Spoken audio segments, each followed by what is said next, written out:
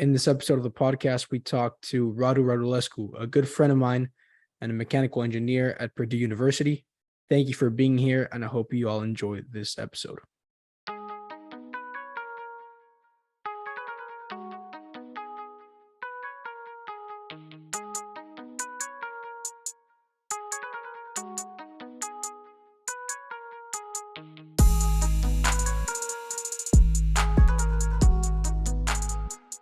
So you said you're graduating next August? Yeah, graduating. Hopefully, everything is looking good. So hopefully graduating next August, man. Or Nice. no, I guess I'll graduate next May, not next August. Well, yeah, next summer. Yeah. That's good. Yeah, like you said, it's kind of crazy. It's gone by pretty fast. Has it though, man? Because it's so different. Like the person I was freshman year, is nothing compared to who I am now. And it's been, I guess if you look at it like from a big point of view, I guess it's not that much. But if you take every year, every semester by itself, it's been a shit ton of stuff happening. Yeah, I mean, kind of, but it's still gone by. At least for me, it's gone by pretty fast. Yeah. Because I remember, what was it? I graduated early. You didn't graduate early. You graduated. Yeah, because you graduated with football. Yeah, with Sky. Oh Yeah. I miss him so much. I haven't talked to him in ages. I think he's doing fine. He's a big boy. Yeah, but I graduated early, so I came here, and then with football and everything, it went by pretty fast. And then Right. Are you still training, playing, everything? No. Oh no, I'm not. I thought you knew. Oh, I didn't know. I know we were talking a lot about it, but that's it. I didn't think you actually went with it. I didn't know that. Yeah, no, I think it was I want to say October, around September, October last year. I was like, I don't know. I kind of just felt like I needed a change, and I decided to get into the transfer portal. Remember, I don't know if I told you that. I think I told you it was gonna, yeah. And so I went to the transfer portal just to see if I could find something else, because I wanted to go to a good grad school. Right. So I wanted to go to, like I wasn't sure what I was going to do in grad school. Like I still don't know if I'm gonna go to grad school, and if I am, then what I'm gonna do. But I at the time I wanted to I did know that I wanted to go to a good school, and using football to try to get me into a good school. That was my plan. And so I tried to do that, but then I didn't really talk to many coaches. Like so do you see, I don't know if it's the same for basketball, but for football, it's kind of, they follow you on Twitter, and then you kind of, or you follow them and then you start contact through there. Is it the same in basketball? I stopped playing ball, so I know, but back in high school. From what I know, from the few offers that I got and like people that I talked to, and especially from other people and my friends at IMG and everything, yeah, that's how it usually goes. They literally ambush you with everything if they want you. So yeah. But do they? Okay, so it's not just mainly Twitter; it's everything. No, it's not. I think it's more. I think Twitter, maybe the people like to put it on Twitter and stuff, the actual people in the situation. But I think besides that, I think it's FaceTimes, Zooms, Teams, a lot more personal, because you have a lot less players. So think about that. Yeah, so it's like they only posted the offers. Shit like that, yeah. Maybe offers, or maybe their visits, their visits, and then at the end.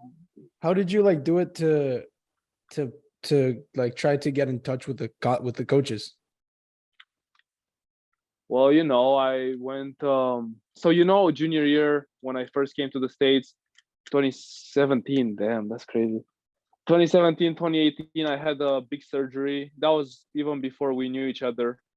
And then senior year came by, and I was healthy and everything, and I start going to camps. Also the summer between junior and senior year, I went to camps, stuff like that. Start talking. I was pretty tall.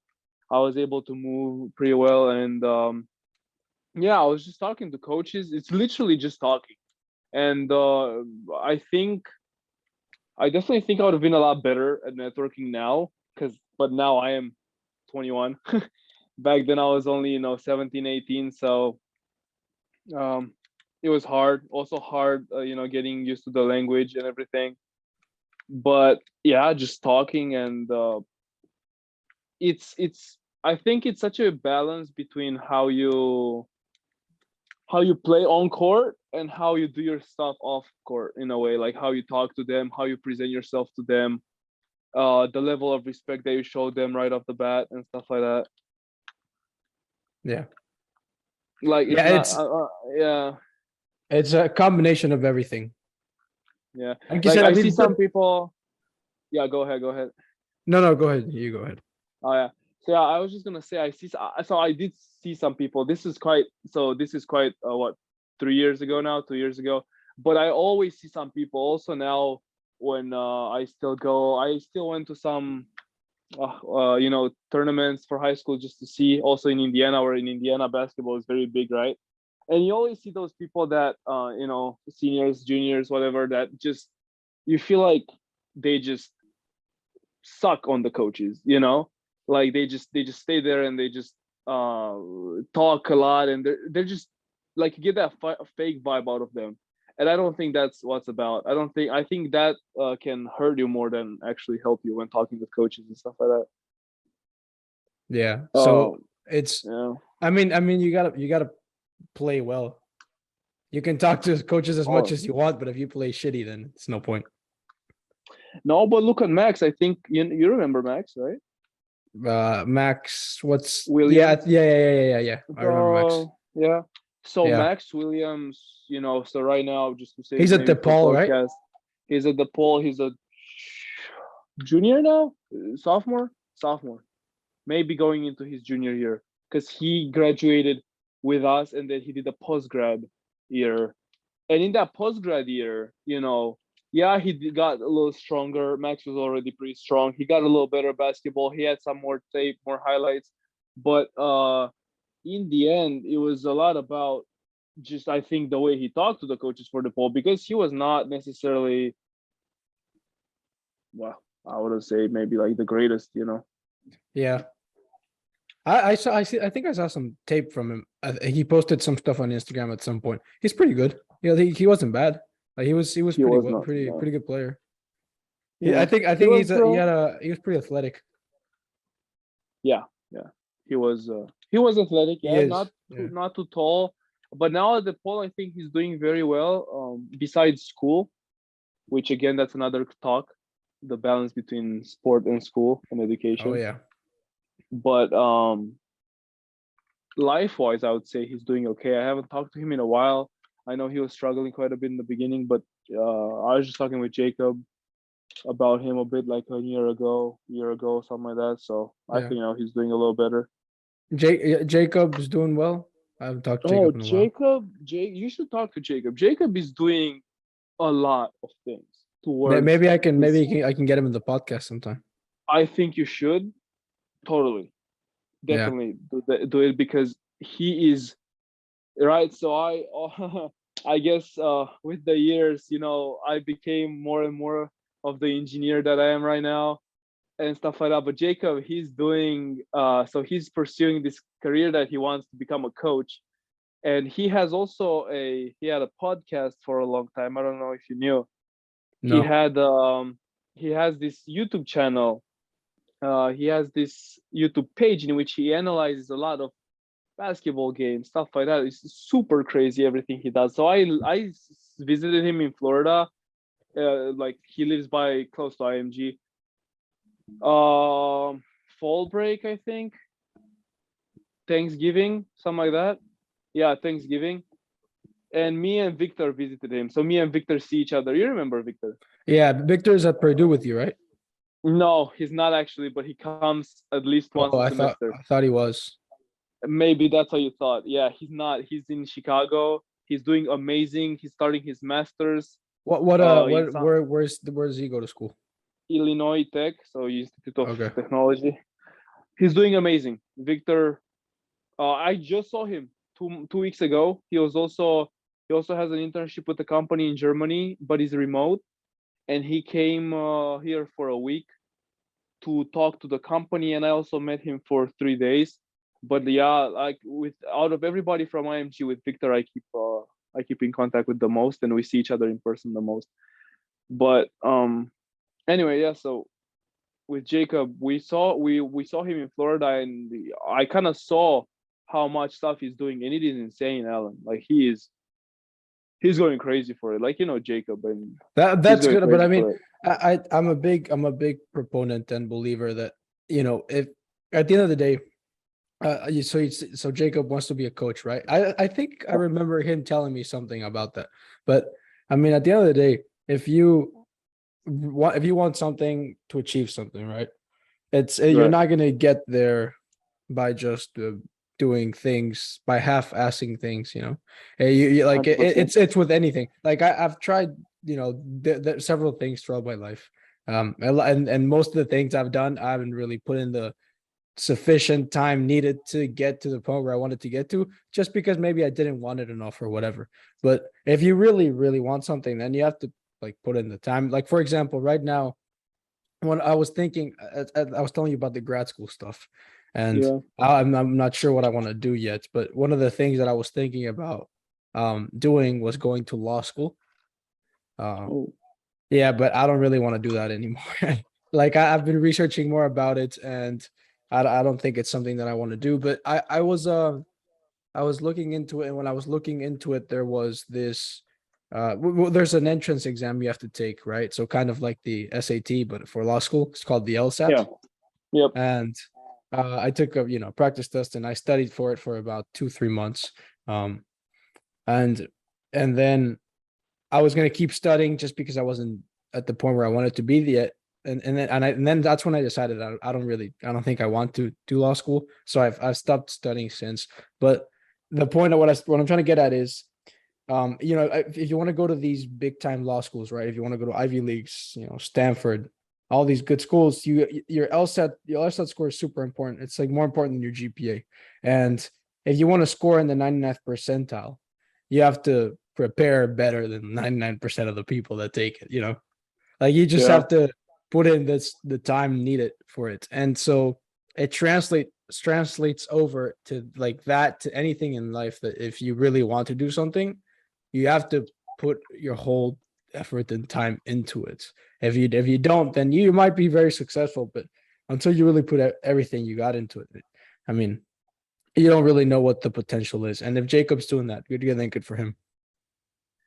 Yeah, but Jacob, I agree with what you're saying, of course, but I think also Jacob is one very small example. Like there's not many people that by the age of 20, 21, they know exactly what to do. Because look, Cesar, Yeah, there's dude. different types of. So I knew what I wanted to do ever since I was 18, right? I said mechanical engineering, maybe business. I'm doing both. Yes, but that's more control, right? Like you go to college and you follow a process that is there to make you an engineer, because nothing else can make you an engineer. Because I see online a lot of things with many things like entrepreneurship, real estate, stuff like that. Yes, you can do it yourself. You don't have to go to college for that. And I'm okay with that, and I agree, I guess, in a way with that. But for engineering, it's not like that. You need to go through the grinder and through the trenches to do that. In Jacob's case, I think this is a lot more freestyle, because putting in work to become a coach, like what does that even look like? Because if you know what I'm saying, if you Studying say studying film and stuff like that, I guess, right? yes, but also and I think he's excelling at that, at just making a lot of things. So at least one, like his portfolio so far for involvement and all that. He also internship with IMG, so he was a assistant coach, but like to the kids, right? He has this, he's trying to attack attack this with different things, so maybe he can stand out, I guess. And I think that's exactly what my approach would be. But it's a lot different because he has opportunities, and not opportunities, but he can approach this however he sees fit, compared to how, for example, for me, I follow something. And yes, for me, I would say arguably it's much harder than it is for him. But it's just different. Like, you cannot compare the two, right? And Yeah. So what you're like, what do you mean by, so what you were saying is that Jacob's approach by kind of freelancing and doing several different things is yeah, it's not common for someone, especially as young as 20, 21 years old. yeah, So I guess what you're saying in that sense makes sense. But you're saying he knew from a very young age, he knew that he wanted to be a coach. yeah, I Okay. think so. Ever since IMG, he kind of wanted to. He knew he loved basketball, maybe to play it, but more so, I think he loves to analyze it and to see it and to be that person on the bench that does that in a way. Ever since his injury, he's been doing that, and I think him as a person and as characteristics, morals, everything, I think he is the person to do this type of stuff. So I think for him, it's a pretty easy choice. However, for many people, it's a much harder choice. And also, as you said in your example as well, you cannot do something that you're not gonna like. And the sooner you find out you don't like it, it's good, because then you can drop it and try something new. Yeah, right now I'm in the process of figuring out what I want to do next, as I told you. And since I can't really figure it out yet, what I'm gonna do is I'm gonna work. So as soon as I'm done college, I'm not gonna go straight into grad school, which is what the past few years, that was my plan all along. Is as soon as I was done with college, I was gonna go to grad school, but I just don't know what I would go in. So there's no point in me trying to go right now, if at the end of the day it might be something or it might not be something that I want to do. So if I go into a business program and I don't really want to do business, then I kind of wasted my time and my money in that grad program. Same thing with law school or whatever. So I'm gonna work a little bit, try different things, see what I like, see what I don't like, and hopefully, I'll figure it out. But it's I don't me, for instance, I didn't know if I thought I knew when I was younger. I was like, yeah, I want to do business. And then I did business. I studied a little bit of business in high school. I took AP micro economics for a semester, and I took I think that was the only business course that was offered, or higher level course that was offered at IMG for business. Right. So I took that, and then I mean, I didn't really like it. It was okay, but I didn't really like it that much. I was like, yeah, I'm still gonna go into business in college, and I went into business, and now that I'm about to graduate, I still don't like business that much. So that's where my degree is on. So I'm gonna work in something to do with it, at least for now, while I figure out everything else. Yeah, so I think on that, I think that you, by doing business, I think that was a good decision, because especially if you don't know exactly what you want to do, you don't want to go into something like liberal arts or engineering or computer science, or something that, if you put in that time, and it's hard, and it takes time and dedication. But if you're not sure, I think business is such a good way to go, because when you say business, it's literally an infinite amount of things. Yeah. Business is everything around us. Mhm. And same as engineering is everything around us, but it's different. Business, you can come up with a business idea, or you can, you know that's, I guess, that's more on the make your own thing part. You can work for a company, you can whatever. So business is literally, you have an infinite amount of options. And that's why so many people, that because also at Purdue, I was a team leader for inviting the freshmen into the university last summer, right? So I got the chance to talk to a lot of them, and one of my main questions was, what are you going into? And many of them were like, I'm not sure exactly, but I think business is the way to go for now. And I was like, good, because in there you can learn things, and in the end, if you finish with a business bachelor's, that's fine. And then you can go in whatever industry you want, because everybody needs a person that finished a business bachelor's, because everybody needs finance, everybody needs whatever. And as the years go by, you can decide, I want to go into finance, or well, I don't know what other part, but Marketing, like accounting, whatever. marketing, accounting, Yeah. whatever. Yeah, you're right. It's a very So then flexible major. I think, yeah, I think it's very flexible, and I think Yeah. now that you're gonna finish it, it's good, and you should be proud of that. And from there, it can only go up, because you're definitely gonna find places, and if you like that place, who knows? I don't think, I think overthinking is very easy, but it's not good in this situation. Yeah. There's two things I mean, one another degree that I wanted to when I was going out of high school and I wanted to look into for college. Uh it was either business, and I was thinking about aerospace engineering as well. But I then know that. yeah, but then I I was like, you know remember. what?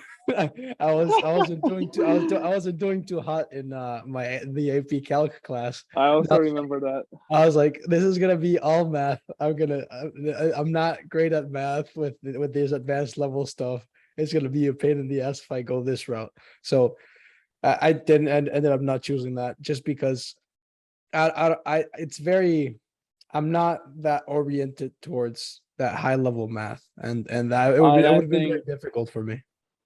I think that was that was the first good, that was for like in the beginning of career, you go to college, that was a very good decision. I don't think you're the person for aerospace.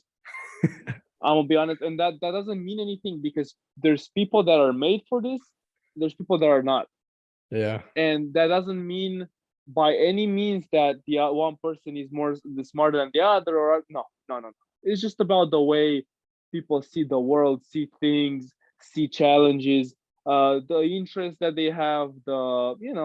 I'm also not in aerospace. I mean, mechanical engineering, right? But mechanical engineering does indeed, how do I put this? Mechanical engineering is like the business of engineering.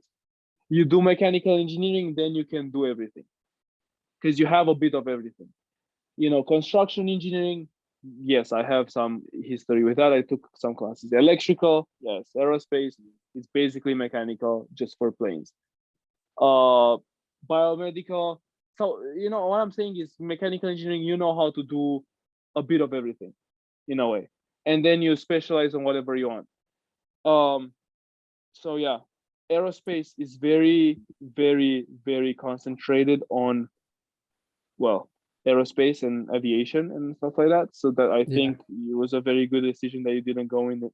It's very hard, and people dedicate their, like, college is not easy for people that are in engineering in general, but also aerospace. Yeah, I agree. It's just it's I still find that topic very interesting though, and whenever I get the chance, I try to learn from it and learn about aerospace, the space aspect more so than airplanes, more so rockets and planetary travel and stuff like that. I think that's very interesting.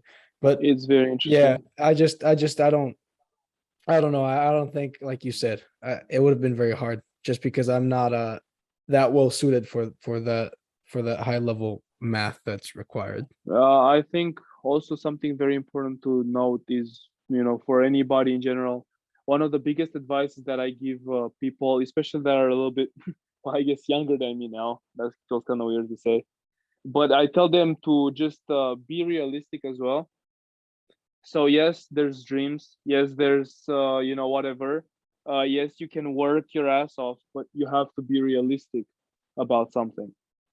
Because if you're not realistic, in my experience, and also I've gained a lot of experience in the past 3 years at the university, and a lot has happened, and I've witnessed and experienced a lot. If you're not realistic, it's not good. Being realistic, one of the biggest, I think, is one of the biggest skills, and knowing how to be unbiased also when looking at yourself and what you can do, and in many situations, in any situations life throws at you, I think is an amazing skill to have. Yeah, I think you do have to be realistic. I agree. For example, with football, because it's what I know, right? Right. I was pretty aware I wasn't gonna make it to the NFL. That wasn't really my goal anyway. Like when I Right. came into, my goal was to play in college, and I did want to play college. When I was in high school, my goal wasn't necessarily to play Division 1. Again, same as kind of right now, or when I went the transfer portal. My objective was to try to use football to get me into the best school I can. And curiously enough, I applied to University of Miami without football, and I ended up going there. But so that didn't even really help me in that sense. But I well, maybe in my resume, I don't know. But the point is, that wasn't, NFL wasn't never really my goal. And so many people have that goal and go for it. If you realistically think you can make that happen, then I mean, go for it and put it all in. And then if like I said, if you truly believe that, then by all means try it. But it comes down. So for example, as you know, I was a long snapper. And when I look at the NFL, I think the average long snapper is like 6'3", 260, 70 pounds in the NFL, 280, something like that. And I'm like 6 foot and like 190. So, they're not gonna look at someone my size for the most part, right? Maybe I think there's one long snapper that's 5'11" in the NFL, and he's still like 240, 250, 260, something like that. Oh my, And I'm not gonna gain 60 pounds. I'm not. I don't want to do that. And that's so insane. yeah, and so it's just, even if I did want to go to the NFL, I have to look at those numbers. And I mean, as good as I can become, right? I can't grow 3 inches and gain 80 pounds and get to that point, because I mean, I could probably gain 80 pounds, but then I'll just be really overweight and that just wouldn't work. Right. So in that sense, if that was my goal, which it wasn't, but if it was, then I have to be realistic with myself.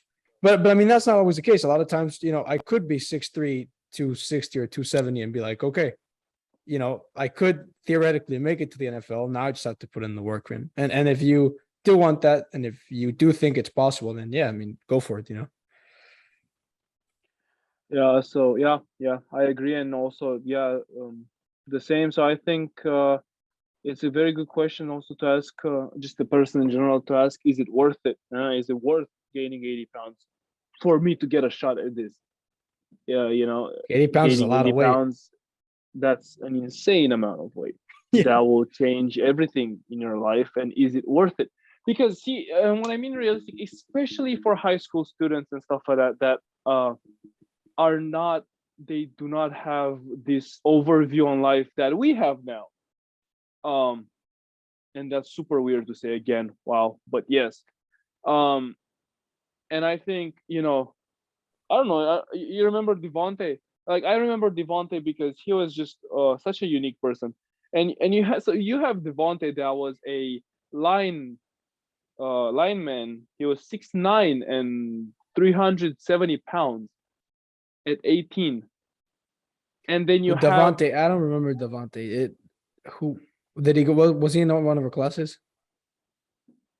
yes, he was. But then I also remember the other guy, the something, I don't remember what is his name, but I know he went into NFL directly from high school, from IMG. You can't go to the NFL from high school in football. No. Wait. You have to then play at maybe least 3 years in me. college. Uh, Or I know maybe he go went. to a Canadian league or something.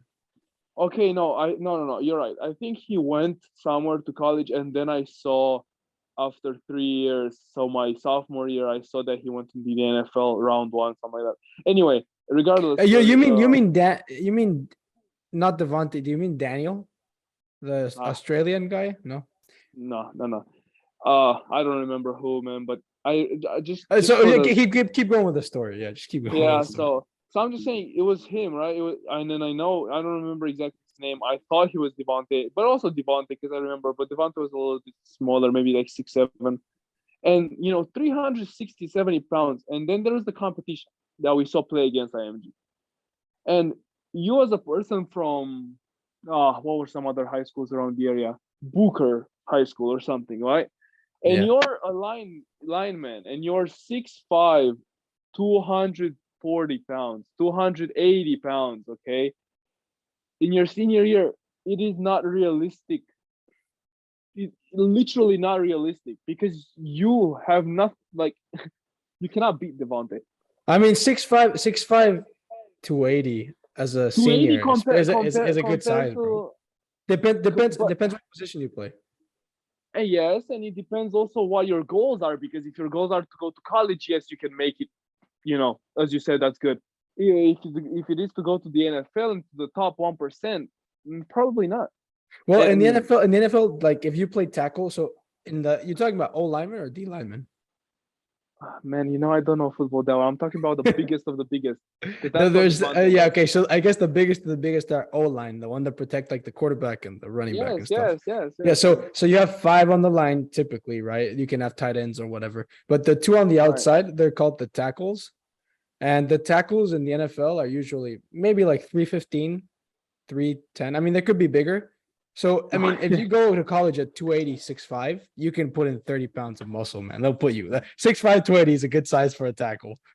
Okay, maybe I Yeah, gave yeah, wrong. yeah. Maybe I was a But bit off, but I know what that's you my mean. Like point. if you Yeah. those guys, the O lineman that's that big, if they're trying to block someone that's 6 foot, like 220, or Right.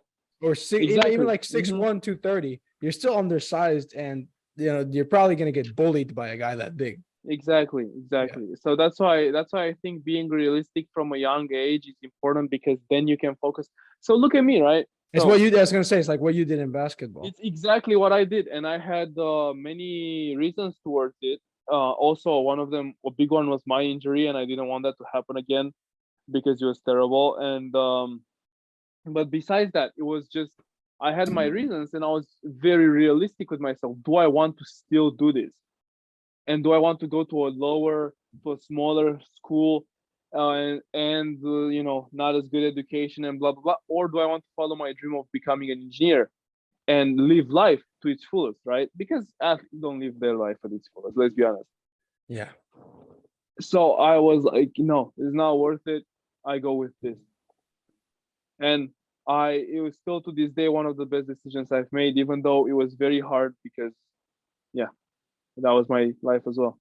Yeah. What so how's mechanical engineering been at Purdue for you? It's been good. You like it? It's been it's been amazing. I love it. And it's a very big love and hate relate. I don't call it a love and hate, because at no point do I hate it. But there's many times where, honestly, there's many times in which the grind that I've been taught ever since a very young age, right? Ever since even coming before IMG, right? Because I used to play basketball. And that grind, that mindset has helped me immensely through it. Yeah. That whatever Coach Gooch, remember, was talking Yeah. about, right? That bulldog mentality of you biting it and you never let it go, and you try your best and all that. It has helped enormously. I cannot put in words now or ever how much it has helped, because and it's crazy looking back on it. All these talks, all this whatever that I had with many mental coaches also from back home in Romania, and all that. It really has built a very strong base at the back of everything without me even realizing it's happening. And I'm realizing now, looking back on things, right? So mechanical engineering is hard. It's very hard. It's huge assignments every week. Thermodynamics, dynamics, statics, physics, math. Also, you have your other stuff, right? Communication, stuff like that, right? Yeah. Management. I also have a minor in management, right? So I take next semester. I take 3 management classes and only 2 engineering classes, right? So it's And I wanted it that way just so that I can expand my knowledge, Mhm. because I'm also interested in the business side of engineering. But overall, I would say that I am very happy with how it is. I learned, I see everything different now, obviously, in years of work and sleepless nights and all that, it's impossible not to change your point of view towards what your career kind of looking like. And it's great. It's just a lot of work. You have to be dedicated. You have to like it. The cool thing about engineering is that, as well as my major, so my major is business technology, which is pretty much computer science within Right. business. And the cool thing about your major and my major is that, or the good thing is that it's constantly evolving and it's applicable to the future. And it's not something that perhaps will stay stagnant in the past, right? So 100%. in that sense, it's good because you get plenty of opportunities. It But evolves nonstop, man. yeah, but I was gonna say that one of the things that I'm looking at once I'm done with school, one of the places I'm looking to work in is in some sort of uh or like in the car industry, because I really Right. like cars, and I think you do too. Uh Yeah, I was just gonna say that's funny yeah. of you to say I'm crazy for cars. Yes. Yeah, and as I mean, especially being as a mechanical engineer, is that, I'm not sure what your plan is once you graduate or what your dream job would be, but I don't know if you're interested in maybe getting into the car industry or something else. I have a few dream jobs, but I am, yes, the automotive industry, so that's what it's Yeah, the theoretically called, automotive. Right, right, right. is my number one choice. It's been like that, I think, ever since maybe sophomore year, half of sophomore year. Before that, I didn't know what I wanted. It's just too interesting, and it's just insane. And the way the cars evolve and change every year, right? You see the lineups for Mercedes, BMW, Lamborghini, blah blah blah. You see the new engines, the new, and actually knowing how they change, and being like, oh, so that's why there's that and that and that and that, and that's how temperature affects it, and that's how it's literally insane. It's like when I look at you know a car that's getting right now with all the electric vehicle industry, right? The EV industry, seeing how they work, and of course I don't understand all of it because I still have a year of college, but understanding most part of it, and if I look at a blueprint, I understand things, and That's well, cool. most of it and stuff. It's yeah, it blows my mind honestly, and It's so that's what different. makes everything worth it. It's so different. If you look at, for example, the industry of fuel cars as opposed to the electric vehicle industry and how it's evolving. And I mean, I'm sure from an engineering perspective, the cars are very different. I mean, you don't have a motor for starters, right? You have the battery Yes, powering it. I think it's a lithium ion battery, I believe. Um, most of them, yes. yeah, but it's just really cool because I mean that's what the kind of what the future is shaping up to be, is all these electric vehicles. But I mean I still when I look at both motor vehicles and electric vehicles, I think there's still a cool factor to those engine sounds and Oh yes, those of course. exhaust sounds and stuff like that. So there'll Yeah, still be a the market big for that, broom I broom. think. Yeah. Yes, actually, one of my best friends. One of my best friends. We spend every day together. He's also mechanical engineering. We work everything together. He does not like electrical vehicles. He will always, and also my roommate. He will always buy. He will never have an electric vehicle. He said because this is when you say car, and that's just their thinking. I don't really have comments, and I can think whatever you want. I don't really care Mhm. that much. But yeah, they just said gas engine vehicles are better, and I'm not saying no, because they all have plus and minuses. However, I do want to say that many people, so what I hear about electrical vehicles, that's false. is the myth that people say that they have been invented so fast and not invented, but well, developed so fast. Like they're amazing now, technology wise, performance wise, right? You have Tesla going 1,000 horsepower, right? Like that's insane. I don't know. I'm not sure what is it, the new Roadster that's coming So, out, I think next year. oh yeah, oh, no, we're not I even mean, talking. I We're think talking it's a about zero. I mean, the Model S Plaid, which is their best right. car, is Yes, here's 0 to 60. It's what, 1.8, 1.9, I think. 2.8. I No, it's yeah, 1.8, 1.9, bro. It's 1.8. under 2 seconds. Yeah. Yeah, okay. So that's insane. So people are like, this is this is bullshit. Like, how is this? Whatever. But people don't understand the fact that, so gas cars, engine cars, we have been developing them for since the 1960s, and that's why we are able to make these electrical vehicle cars so much faster, because we have all the knowledge. We literally just have to change the engine with the battery, and of course other things, but like Yeah. that's it. And that's not for the millions of engineers that are out there, that's all together, Ford and Tesla, different companies, but also working together on this stuff back in whatever, 4 years ago, something like that. It's not like that huge of a challenge.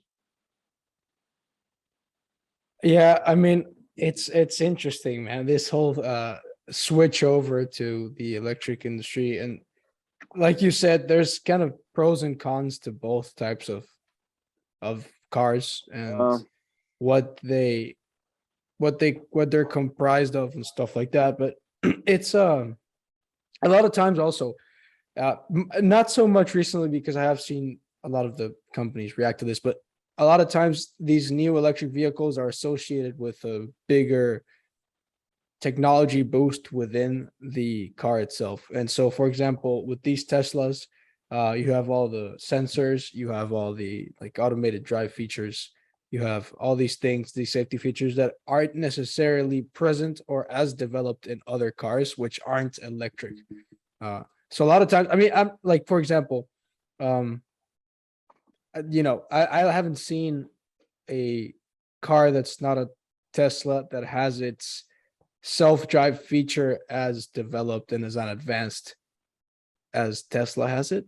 I might be wrong, but from what I know, there's no other company that has that. Um, yeah, but yeah, there are companies catching up. So BMW, for example, has a with their new cars, with their, I think they're a lot of their 2022 series, with their lineup of cars, they have implementations of technology which are very, very good. I just haven't seen them really keep up with Tesla, because I think technology wise and innovation wise, kind of Tesla is up there. I don't see other companies necessarily being up there with them in mm, that sense. that's an interesting point of view. From my engineering point of view, I can tell you. So I mean, you said a lot of things.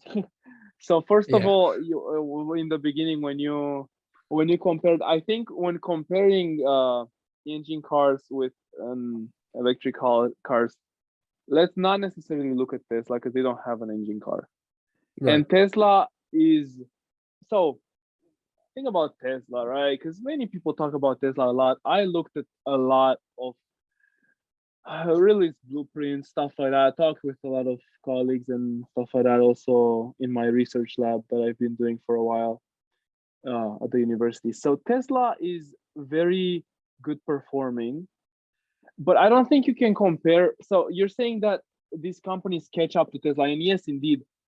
Um, but I, how do I say this? It's not. I don't think you can compare it, because Tesla focuses on 4 cars. That all 4 cars are the same. They're concentrating on one big idea. So they're all the same, meaning they all run the same. Yes, one faster than the other. Of course, one bigger than the other. You got the Model X with the wing doors. You got the Model Y manufactured in all of their factories because it's the best value one, right? But it's still the same, more or less the same car. You understand? Now, then you have Mercedes, BMW, Ford, whatever, that make, like, I don't think you can compare because they make such a wide variety of cars. they make not only engine and electric cars, but they make sedans, SUVs, trucks, both electric and not. And another thing is that Tesla is very minimalistic, right? So yes, indeed, they do have the coding, the that's in beta 2.5 something, that is amazing. It's insane what it can do, the self-driving. And you're right, none of them can do that. Oh my, they cannot. But do they try to? But the question is do the companies like Mercedes, for example, with their new EQ that costs roughly around 110,000, are they looking for that? I don't think they're looking for that. I think they're looking for providing a EV that's the luxury and top quality and not minimalistic view that Mercedes is. Because you feel what I'm trying to say? Like they're just looking for two different things in a way. Yeah, it's a very different business plan of the two companies. Yeah, I agree because you have, like you said, Tesla's being minimalistic, and I hadn't really thought about it in the way that all the cars are kind of the same thing. They're just different sizes with slight modifications. Like but they're small, like you look at the Model S, right? And so the Model S will have, especially the plaid one, the highest model one, or the most expensive. Yep. It has like the steering wheel is like an F1 steering wheel, right? And then and then it has the vertical screen to the side. And then you look at a Model 3, and the Model 3 is a full steering wheel with not a vertical, but a horizontal screen. So it's small changes like that, but at the end of the day, it's similar in that sense. And the biggest thing that changes is performance, both in the speed, acceleration, and battery life. I think battery life is a big thing that changes too. Range, but yeah, cruising, like you said, range matters. Yeah. But I think what you said is also right when it comes to other cars, say other car manufacturers, say BMW. They have, each series is a lot more different than their other series. So if you take the like the M series with an M3 or M4, and then you compare that to the X series, which is the SUVs. The SUVs are very different to what the sedans look like, and then the Tesla is very similar. So in that sense, I agree. And I think that you mentioned Mercedes, the EQ. I think it's the EQS, right? The new one that came out, the electric one. I think it would be a good comparison to make, or you have to take, when it comes to electric vehicles, and that, right? Once Mercedes puts this car out, or Audi has the e-tron, and then I don't think BMW has one yet. BMW, yes, they have the iX, which is an SUV, and the iX. The iX is an SUV, and then there's also a sedan that's They have something. And I mean, there's Porsche. Porsche has a Taycan, and so with when it comes to these cars, I mean, at that point, once they put out an electric one, then it is fair, I think, to compare it to Tesla. Yeah, because it's their direct competition. Yeah, but I agree. Part of me agrees with you, but another part of me, more, I guess, the engineering part of me, tends to say that it cannot be compared necessarily. Like, of course, how is it different from an engineering perspective? From an engineering perspective, Alan, is so now. Also here, look. So here I work in Germany now. I work for a company in the automotive and aerospace industry for the summer. So I intern here, right? And just the idea of manufacturing, and you said it yourself, it just like, let's just start with the easiest basic, the amount of cars that they have. It is literally, it is so hard. It's such a big difference between making, let's look at BMW, right, or Mercedes, between making their series 2, 3, 4, 5, 6, 7, 8, and then X1, 2, 3, 4, 5, 6, 7, what, and then make all those M as well for BMW. Like that's Yeah. a whole different blueprint because the whole car looks different.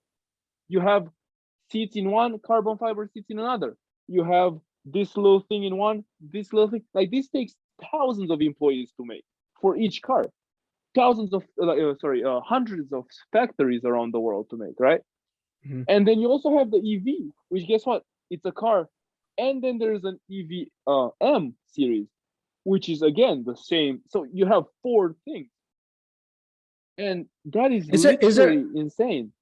is there like a Yeah. higher version, or not higher, but more expensive version of the EV? I think the EQS has one, right? I think there's like there might I think there is. I've heard it somewhere.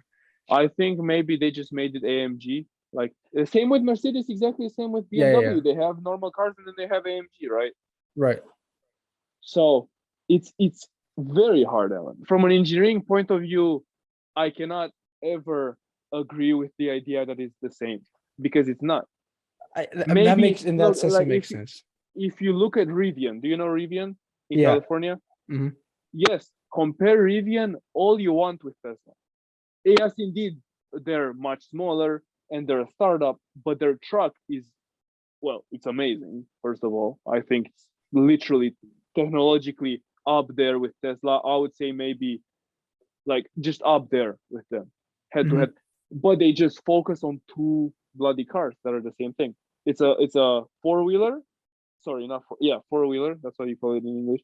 And then there's the truck, R1S and R1T, and that's it. Well, that is. I understand they're 100 times smaller than BMW, but also the amount of work that goes into designing, perfecting those two cars compared to BMW's 200 cars every year is, you cannot compare. Yeah. Yes, you could find a factor of comparison, yes, but it will be pointless, you know. But I think if you compare Rivian with Tesla, is okay. And from that perspective, Tesla's auto drive is the best, right? Cadillac has it in their Escalade. It's good. I Cadillac think has a fully EV, right? They're just kind of new, I think. they're making one, but also on the Escalade that's with an engine. It's a beautiful, beautiful Jeep. It's for family, is one of the best out there. It's ginormous, and the whole steering wheel, the upper part goes green, and it drives for yourself. It drives itself. Yeah. It's not as good as Tesla's. No, Mhm. it's not. But it's up there, and it's for a family. It's a great car. I was very Yeah. impressed by it, and I'm not usually, Impressed. well, like I'm not necessarily that much of a Cadillac fan or anything. I was just Oh, looking I at it got and you. I was like, oh wow, and impressed in general, because I look at these things a lot, as Yeah. you can tell. It's a. I haven't really thought about the what you said about how, um, when it comes to upgrades of the same car. So take I want to give a specific example, but I'm not sure which company. Like, if for so for example, Porsche. If you take the Taycan, is there different Taycans? I think there is. I think there's the Taycan Yes, S, right? You have like the there's is it four their types of GT? Taycans. There's Taycan normal, then Taycan S, then another Taycan, and then Taycan Grand, GT? not GT, like touring, or yes, Grand Touring. Yeah, That's the GT, top I notch, guess. I think. Yes, yeah. Oh, okay. Yeah, you're smart. You're smart. I didn't understand. I actually I think never. it's GT. I might be Oh, wrong, I but I think never it's got GT. that. That's how they come from. It's probably. Oh, yeah. I never thought about it that way. But okay. Um, and well, the I car might is be more wrong or though. less I'm not the sure. same. But yeah, but the technology that goes into it. Even putting a heads up display, right? Yeah, It takes time and people.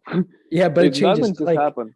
Like it does change, and I hadn't thought about that, because if you look at, again, the base model of the Taycan, and then you look at the best model of the Taycan, a lot of things are going to be different. Like you said, there'll be different seats. So probably, like you said, carbon fiber seats.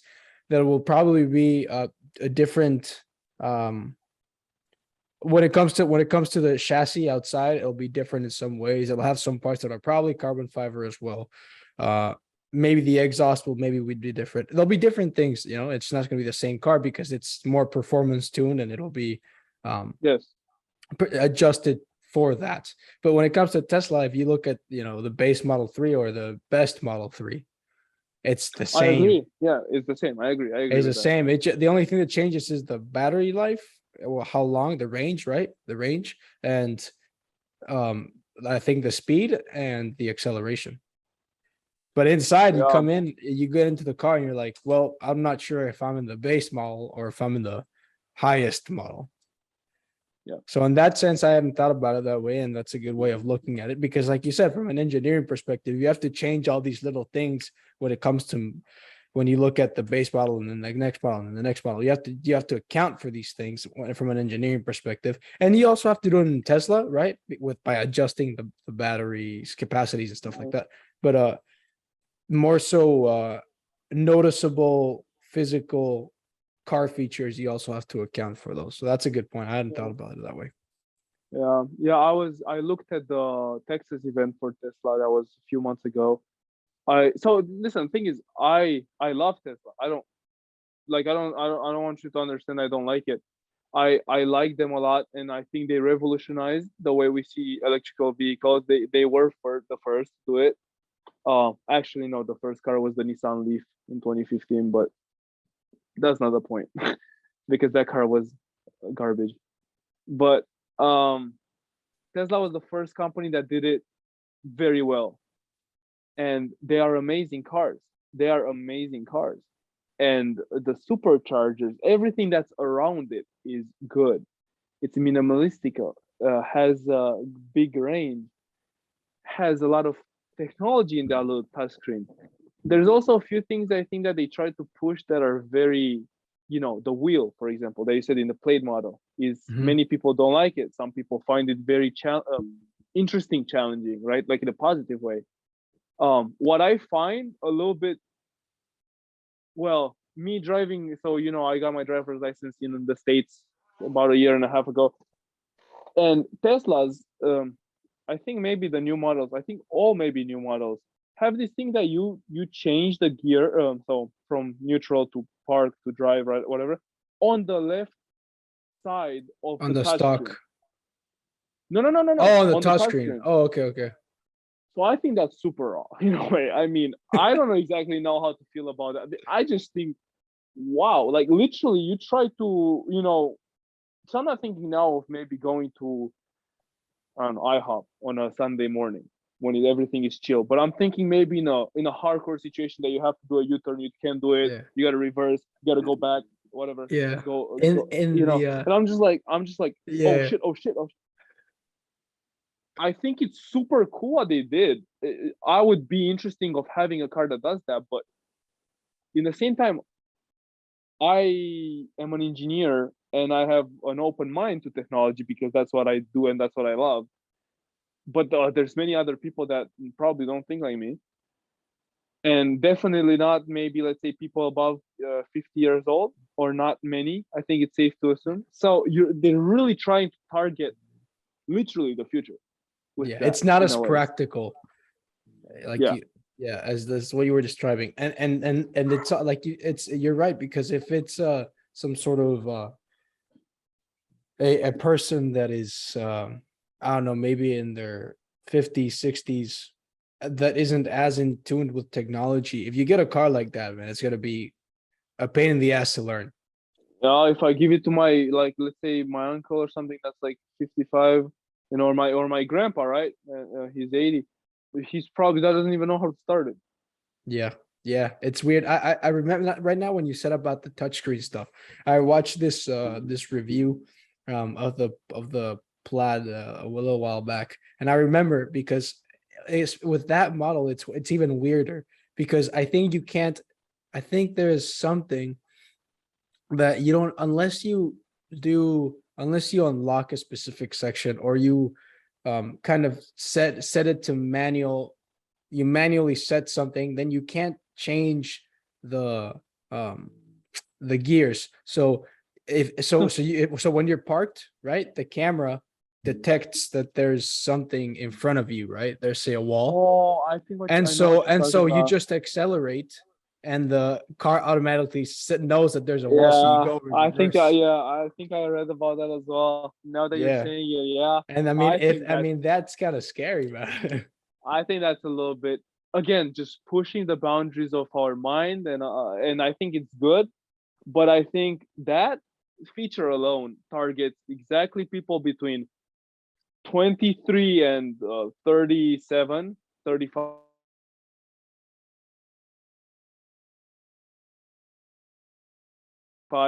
states, because in Europe many people are, not many people I wouldn't say, but more people, more of the new generations are a little bit, you know, slower to get to technology, I feel like.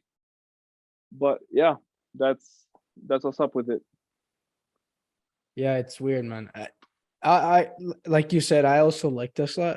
I've driven a Tesla before. It's a good car. Really? It's a Wow, fun nice. car to drive, but I I also think it gets kind of blown out of proportion a lot of times, and people kind of overdo it. Yeah. I It's think it's important overhyped, what you want. Yeah. but it is a good car. Hey, it's a very good car. It's a very good car. Yeah, like you I said, think, it's yeah. you have to know what you want. You have to know what you want. And also, you also have to consider, like, if you take a Model 3, right? A base Model 3, I want to say it starts around $42,000 as a Maybe. base Yeah. Model 3. And if you take a base EQS or a base e-tron, man, it's like 80 or 90. Like you said, the EQS is what, 110? Yeah, I think so. Yeah, so it's a lot more expensive. But it's different. It's It is it's different. 100%. I agree. But So what I'm saying, it's more accessible to have the base test Model 3, Tesla Model 3. but just to put it on record, I, as a Purdue mechanical engineer, do not recommend anybody buys a Model 3, just like the standard trim. Why? It's terrible material, terrible everything. Like you literally put 10 more thousand and get a Model Y, or 10 more thousand and upgrade it a little bit. How is the Model Y very different to Model 3? Yeah, so a Model Y is is the same size, a little bit smaller than a Model X, and so I also am thinking about buying a Model Y for my next car. Um, it's just so Model 3, cheapest car. You see all the videos with the manufacturing behind it is not as good as the other cars. It's shit, literally. The parts are not the same quality. The way they come together, it's not the same quality. It is not the same quality. Yes, it's Tesla factory, but it's not the same quality. In any way, it's not the same quality, because that's why it's so cheap. It's cheap. It's same with everything. If you pay, and I think, I honestly, You my get what you pay highest for, man. recommendation. But do you? Oh, okay, yes, but it's so much more worth it in my point of view. Put down a loan or something, get 15,000, get a good Tesla that can hold you for years and years, rather than getting a Model 3 and after 2-3 years shit starts squeaking, and maybe touchscreen starts lagging a little bit or something, because it happens a lot in Model 3. I didn't know that they were made differently, like the higher up models. I just Yeah. assumed that the only thing that changes was the kind of like the power train behind it. Well, they're not gonna tell you that they're not gonna tell you that, yes, we make them differently, but Yeah. it makes a look at iPhone. Yeah, iPhone. Yeah, you can buy iPhone 13 or you can buy iPhone 13 Pro Max. You think it's the same? It costs 899. The other one costs 1399. You think it's the same focus? But it changes, like, there's when you look at the description of what the between the two iPhones, you'll see that a lot of times what changes is the processor and kind of like the LED display and the clarity of the display and the camera Yes, and a yes, number of but things. here, But so that those are like the specific specs that do make performance improvement in the iPhone. I don't know to what point the outside metal is different or the And glass, you know what I mean? that's also I think up from company to company.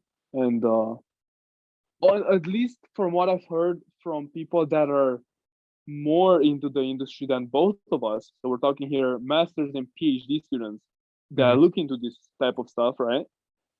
Now, I have not heard one good comment about Tesla Model 3 from an engineering perspective.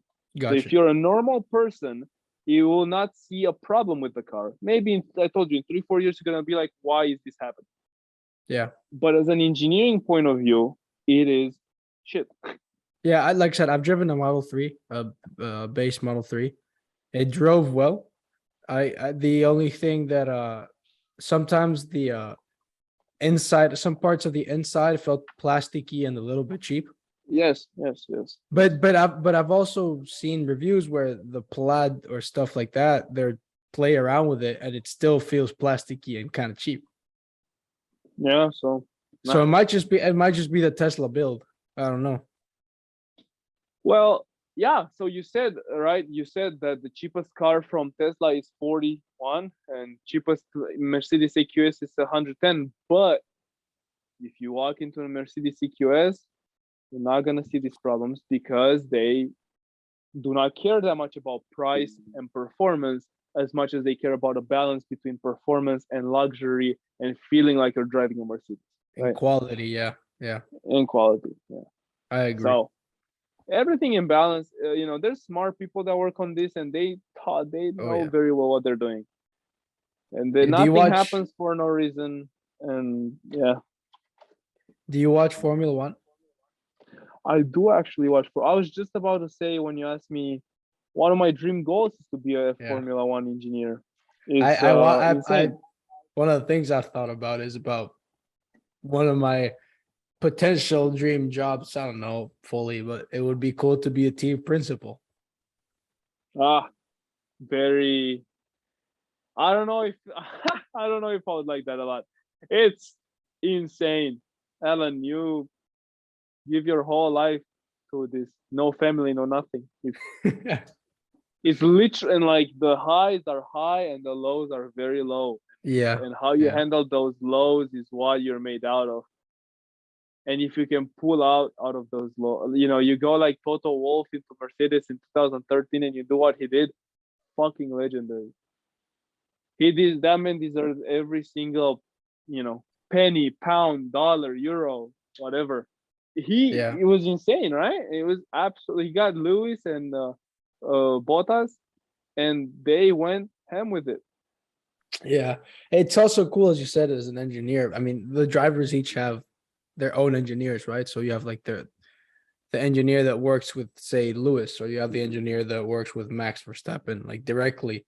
And so you're like the head engineer, I think, and you adjust and tune the car to what they want and stuff I like mean, that. yeah, he tells you a few things, but that's again very hard. So Yeah. that's maybe, but you also make a ton of money, right? Because Probably, everything, yeah. if you're one of the lead engineers in an F1 team, even if it's, I don't know, one of the small, like Williams, right? One of the small. Oh no, is it even Williams anymore? Yeah, it's Williams. It's Williams. Okay, yeah, but they have a different. It's not the lady anymore. No, it's a It's not different like owner. Miss Williams. Yeah, no, it's someone But else. I yeah, remember. you make a lot of money either way. Yeah, and it's also, I think it'd be fun. You get Oh to travel and you get to yeah, be in these yeah, crazy Helen. scenes, But man. it depends what you want, man. It depends Yeah. because if you want happy family stuff like that, like I want, unfortunately, I don't have any luck in that type of stuff nowadays. But happy family, kids, um, money to have a happy life and stuff like that. Maybe I guess if family doesn't pan out, then yeah, I'll go travel with my F1 team everywhere. But it's all about what you want and what realistically again that you want to do with your life and stuff like that. Yeah. Yeah, but I want to. Yeah, I mean, that's a good point, and it just it's hard to, we're still young in that sense, but I'm sure it's going to be hard to balance kind of your family with work, especially if you want to really excel at what you do, you know. I think it's I think if you have a good family, it it's something that I'm hoping for, and loving wife, stuff like that. And I think that makes everything, of course, easier. And you're excited to go to your family every day, and you put in the work, and you stay loyal, and you stay true to yourself and to your family at that point, because they are your family. They're more important than you, right? And I just see it as being part of something bigger in a way. And honestly, I cannot wait for it to happen. In a way, in another way, it's also very weird to talk about it. Of course, we're at that age, but like, would I want it now? No. But I think, as everybody hopefully will perform as good as possible to being a husband and everything, and dad. And it's just crazy to talk to you about this, honestly. But yeah, Yeah. got to balance things out like that, and see how your friends are doing as well. I think talking between friends, between homies, between me and these guys at Purdue, that I made a bit of community around myself of like 8, 9 guys, and we have the time of our lives every day, and we talk a lot about things, and we balance ideas off. And I think that's very important to just see the point of view of other people, right? I agree. That's why I'm doing this, man. Yeah. It's aside from learning from other people like yourself, it's also good to catch up with friends. Of course, I think it's so insane. So I think from what you said, two things are absolutely insane to me. One of them is learning from other people, but more than that is talking to people that you've known, because we've known each other for fucking 3, 4 years now, and More, way more. getting What, 5? no 4. What do you mean? Nah, 4? nah, what? Nah, I know you since my junior year of high school, Yeah, okay, 5. and it's been and now I'm about to graduate. School is 4 years, so junior year 5, yeah, like 5 years. Yeah, okay, yeah, like, we can put it that way. Okay. And yeah, I think it's insane to to stay in here and talk to you about all this, and we balance things off on how we've experienced life in the past few years, and kind of talk about it. And yeah, I think it's what communication and keeping good friendships, and being open to people is amazing. Again, an amazing skill. Yeah. Well, I think it's like you said, man, that's good to do that, and it's good to catch up. But I mean, on that note, I think it's good to wrap it up then. Yeah. Yep. All I right. think that's a good thing. Well, thank you, Radu, for being here. It was good talking to you. I As appreciate it, always. man.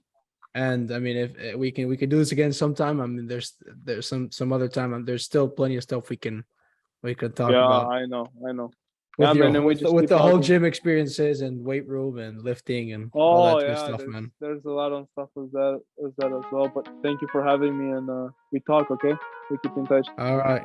Thank you, everyone.